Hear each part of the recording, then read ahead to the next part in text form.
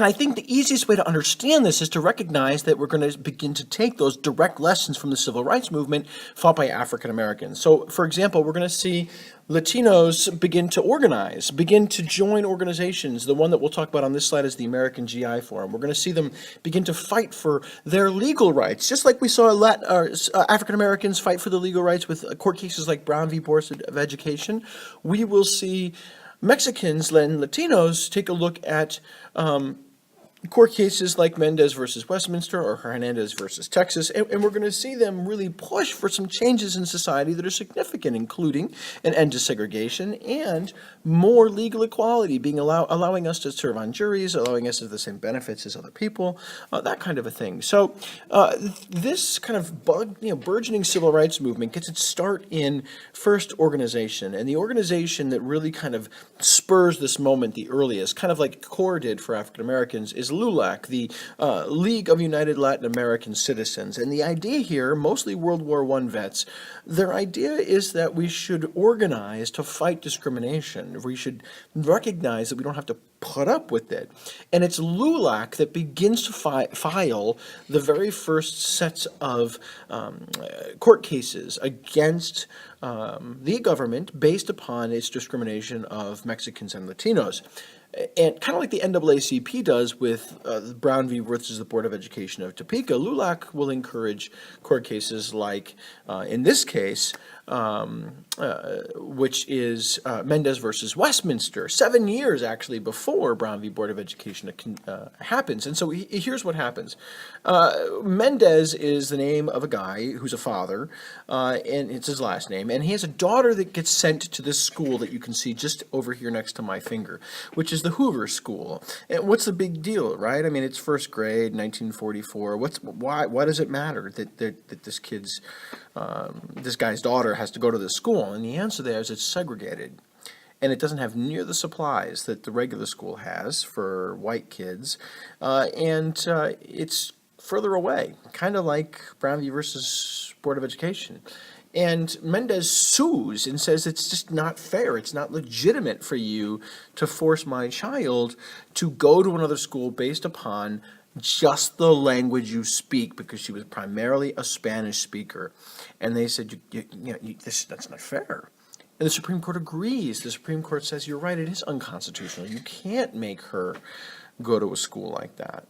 And so this kind of legal efforts kind of begins to gain speed. It begins to kind of create an avalanche of court cases and challenges to American society to improve and increase civil rights.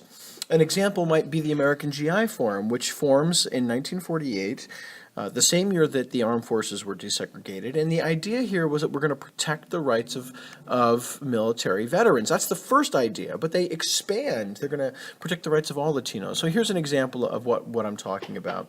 Right? They are designed, or they're here to protect the rights of African American or Latino veterans, but they also deal with all kinds of things like poll taxes. Check this out. This is from 1950. Whereas the poll tax is a prerequisite to voting, and it's unconstitutional, illegal, undemocratic, and patently unfair to the portion of the people in the lowest income brackets, working a hardship on them and often depriving them of the right to vote. The American GI Forum urges Congress to pass a bill to abolish the poll tax, and we get that some 15 years later in 1965 with the 24th Amendment, which denies the poll tax. But here, even in the early 1950s, we see the American GI Forum working hard to obtain voting rights for all Mexican Americans, all Latinos in America, not just those that are veterans. A similar situation could be looked at when it comes to schooling and the quality education that kids could get, regardless of their ethnicity or their racial heritage.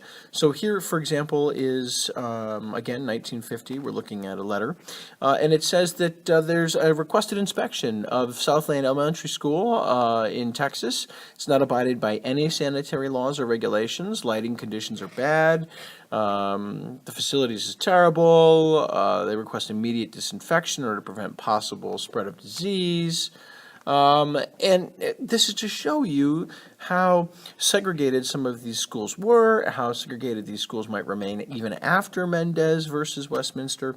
But the point overall is that these legal victories that Mexican Americans achieve definitely expands their rights. Now, for example, this guy right here, his last name is Hernandez. He's charged with murder, and he's convicted. He's convicted of murder, and he's sentenced to quite a long time in jail, like 20 years or something like that. And his lawyers look at this conviction and say, "Now wait a minute, because here's the thing, man. Hernandez was arrested and tried and convicted with an all-white jury, and they started to do some research, and it turns out that there had never been in Texas." Ever, in any kind of recent or modern history, Hispanics serving on juries. Well, wait a minute. Aren't we entitled to a jury of our peers? That's what the law says. We're entitled to a jury of people like us. Unless you're Hispanic? And so they sue, and it goes all the way to the Supreme Court, and the Supreme Court actually says that, all right, Hernandez, you get a new trial, and you have to be able to have at least some Mexican Americans or Latinos on your jury so that you can have a fair trial with people that understand your background and your culture. It doesn't stop him from becoming guilty, though. He still gets arrested. He still ends up serving a number of years in jail.